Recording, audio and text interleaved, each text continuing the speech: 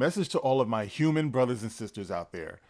We have to stop letting Hollywood and pop culture manipulate our sensibilities into either believing that we're oppressed or that we're oppressors. After all, we've come through history. There have been these times throughout history when there were the oppressed and there were the oppressors along racial lines and everything, and we've come through that, or we're coming through that.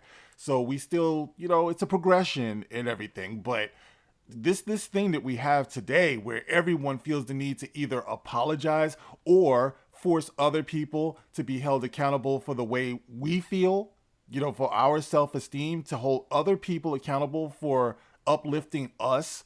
These things are the true definition of what's toxic to a population, toxic to freedom. But we have this going on. And there are so many examples of this, but I want to give this example right here. This is the reason why I'm saying all this gibberish. All right. I want to talk about the actor Bryan Cranston. You guys know him. He starred in Breaking Bad and a host of other things. I've always had a good view of him, but he's come out and it seems like he wants to check his white privilege.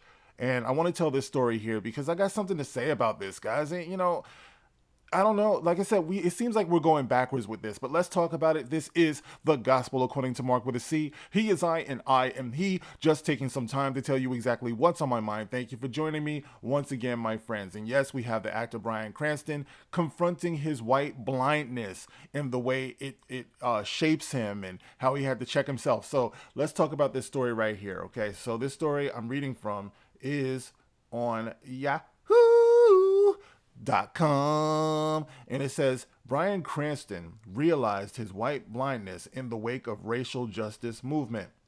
And it goes on to say, for Bryan Cranston, living through the pandemic and the calls for racial justice in the last couple of years has been more than eye-opening. It's been life-changing.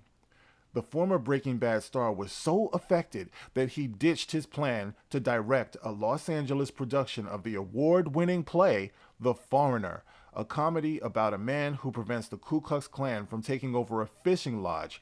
Suddenly, the subject just wasn't funny to him anymore. He says, it's a privileged viewpoint to be able to look at the Ku Klux Klan and laugh at them and belittle them for their broken and hateful ideology, Cranston told the LA Times in an interview published on Wednesday. But the Ku Klux Klan and Charlottesville and white supremacists, that's still happening, and it's not funny. It's not funny to any group that is marginalized by these groups' hatred, and it really taught me something. Cranston wondered how he had missed something that had always been there. And he realized, oh my God, if there's one, there's two. If there's two, there are 20 blind spots that I have. What else am I blind to? He said. If we're taking up space with a very palatable play from the 1980s where rich old white people can laugh at white supremacists and say, shame on you, and have a good night in the theater, things need to change. I need to change. So instead of the other project, Cranston opted to appear on stage in Power of Sale, which begins production this month in LA. It's about a Harvard University professor who invites a white nationalist to speak at his symposium, prompting questions about free speech and backlash. One of his colleagues explains his belief that if the intolerant are allowed to express their hateful views, those people will take over. There need to be barriers. There need to be guardrails, Cranston said. If someone wants to say the Holocaust was a hoax, which is against history, to give a person space to amplify that speech is not tolerance, it's abusive.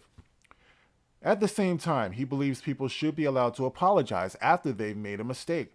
Somewhere in this more hardened world, this less civil world that we find ourselves in, someplace, somewhere lies forgiveness, he said. And of course, guys, that's all well and good. It sounds nice and everything. But see, here's the problem that I have with that, because you always have to put everything in a historical context, okay? So what he's saying is that he doesn't believe that it's a sensitive thing to do to poke fun at a hate group because it might be offensive to the marginalized. Do you think that black people are more or less marginalized than we were back in the 70s when, I don't know, let's say All in the Family was on? How about once again back in the 70s when we had a movie called Blazing Saddles. Okay, these things existed to poke fun at the racial climate at the very height of racial civil unrest that was going on back in the 60s and the 70s. We also had the Vietnam War. There were some major things that were going on back then. MASH was there, by the way, talking about Vietnam War. Sometimes comedy, guys, sometimes comedy can actually be that thing to speak louder about the real that's going on out here than anything else. That's the reason why comedians have always been so effective, because if you can be smart enough, if you can be a genius enough to put things in a comedic context, sometimes it can hit harder than your most dramatic material. So, and you would think that Cranston would understand that because he's not a young man. He grew up during those times, or he came up during those times. So, this is why I say I feel like we're going backwards, guys, because this is something that we used to know. Once again, All in the Family was easily one of my favorite shows of all time. And here I am. I was, barely alive back then. I was a little kid, but it always was interesting to me when I would see Archie Bunker. And as I got older, I got an even more deeper appreciation for that, because I realized that a lot of those episodes ended with Archie slowly beginning to change. He was slowly beginning to understand the ridiculousness of his own attitude, guys. And I think that Carol O'Connor was probably one of the bravest actors that ever lived, because I don't think that Archie Bunker reflected who he was, but I think that he was so dedicated and committed to that role, regardless of how he felt personally. I think that he probably helped a lot of people to be able to confront who and how they are in America. And the same thing went for George Jefferson. For that Archie Bunker, there was a George Jefferson. In Blazing Saddles, for a Gene Wilder and the townspeople, there was also, oh, that's messed up that I forgot his name. Why do I want to say Cleavon Little? I don't even know. It's probably not Cleavon Little. I got to look it up. But as a matter of fact, let's do it. Let's look it up. Blazing Saddles. Let's see who it was, guys. Y'all are in the comment section ahead of me right now. Let's see. Blazing Saddles cast. Isn't Google amazing? It was Cleavon Little. I say, damn it. Why should I should never doubt myself. But anyway, guys, this is the point. Okay, Bryan Cranston, while I kind of respect where he's coming from, it doesn't take a whole lot of thought. I think that this play that he was doing, it existed since the 1980s. And this is what I'm talking about. If it was able to fly in the 1980s, and they were talking about confronting the Ku Klux Klan, not enabling them, but confronting them and doing it in a comedic way, I'm going to do my research and see exactly how it went down.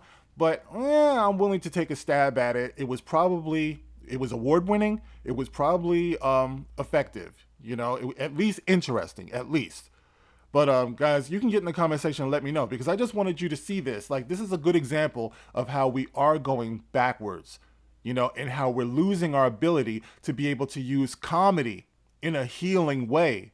I find that kind of thing disturbing, because, I like to crack my jokes and everything, but always in a way that makes you think. That's always what I do here. But guys, get in the comment section and let me know how you feel about this concept. Do you agree with Bryan Cranston that this is the way to do it, by kind of clamping down on opposing views and, not being able to poke fun at them? Or do you think there's a way to do it? I mean, I think Dave Chappelle and, I definitely think there have been comedians in our time, who have, proven that they can do this. Some of the greats, George Carlin, for example.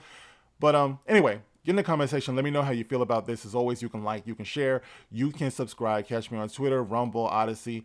I'm out there. Thank you for listening once again, guys. I'll catch you on the next one. This is The Gospel According to Mark with a C. Rock on.